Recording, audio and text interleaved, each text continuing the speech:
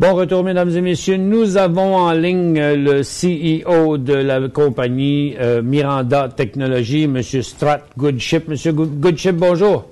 Bonjour. Vous avez sorti vos résultats financiers aujourd'hui. Vous avez eu des profits 2 fois plus élevés que prévu. Oui, peut-être prévu par le marché, mais on s'y attendait un petit peu. Quoi qu'il y avait quelques éléments temporaires, comme un gain de taux de change, des choses comme ça, mais sinon, de façon générale, très positif. Ouais. Bon. Et à quoi vous attribuez cette augmentation-là des profits? Les ventes, d'abord, ont augmenté de façon importante. On continue à gagner des parts de marché, comme ça fait maintenant 7 trimestres de suite qu'on a une bonne croissance. Et comparé à la croissance du marché, nous sommes en train de croître plus vite, donc nous gagnons des parts de marché.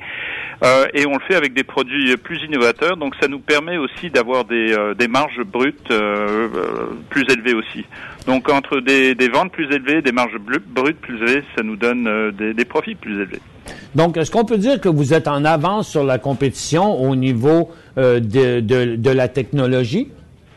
Nous pensons que oui. On investit beaucoup en développement dans nos produits et on fait très attention de bien cibler les opportunités, les demandes des clients, les demandes futures des clients.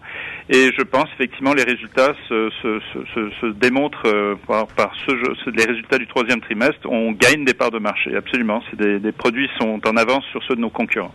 Et est-ce que cette augmentation-là des ventes, est-ce que ce sont les pays émergents, est-ce que ce sont les ventes auprès des pays émergents qui sont la plus grande, qui représentent la plus grande partie de cette augmentation des ventes?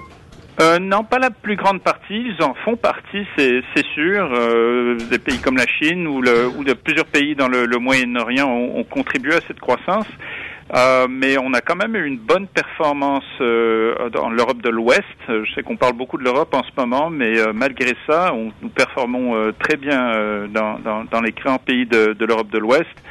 Je dirais même que même si les États-Unis sont un petit peu en arrière sur nos attentes, nous considérons que nous avons aussi gagné des parts de marché aux États-Unis. Oui, la faiblesse de leur dollar américain n'aidant pas. Est-ce que, on sait que j'ai appris que vous aviez remporté un Emmy Award sur une technologie qui s'appelle Active Format Description. Oui. Qu'est-ce que c'est au juste cette technologie-là? Oui, c'est très technique, mais je vais simplifier ça. Vous savez, ça fait à peu près 5 ans que l'HD est en développement en Amérique du Nord. Ça fait plus que ça, mais de façon vraiment active, où le déploiement de l'HD, ça fait à peu près 5-6 ans. Et vous savez, le format des télévisions haute définition sont en 16:9 plutôt qu'en 4/3, comparé aux anciennes télévisions. Ce qui fait que les images, quand ils viennent du studio vers le téléviseur, les anciens téléviseurs, en fait, ne savaient pas quel format afficher. Donc, on avait sur des écrans 16:9, on a des images très étirées, ou des écrans 4/3, des images compressées. Alors, c'est des drôles de formes géométriques. On voit ça à la télévision. Si on écoute un poste HD, mais il nous passe un commanditaire qui n'est pas en HD, ben là, il y a un grand bout de chaque côté de l'écran qui n'est pas utilisé. C'est ça. Et ce que le AFD fait, c'est the Active Format Description, c'est un code qui est inséré à l'origine de l'image, qui décrit l'image. Si c'est une image 4/3 ou 4/9, et en plus, elle peut être montrée en 4/3 ou 16:9, mais l'origine de l'image est toujours conservée avec l'information de l'image. Donc voilà, on a participé au développement et à la standardisation de cette technologie. Donc ça veut dire que vous pourriez passer une image qui n'est pas en HD dans un HD sans la déformer. Oui. OK. Exactement. On peut traduire ça comme ça. C'est très bien. Maintenant, vous faites partie, j'ai appris aussi que vous faites maintenant partie de l'indice des small caps du marché de croissance. Oui, depuis fin septembre, oui. Donc, pensez-vous que ça va aider à faire connaître la compagnie un peu plus? Nous l'espérons bien. On a beaucoup travaillé là-dessus, surtout dans la dernière année, à encore mieux se faire connaître. Et oui, effectivement, ça devrait absolument aider. Oui. Bon, par contre, la compagnie demeure quand même, le titre en bourse demeure volatile, mais pas très liquide. Puis je pense que ça met un frein un peu aux investisseurs quand on voit qu'un titre, certaines journées, se transige 10 000, 20 000, 30 000 actions.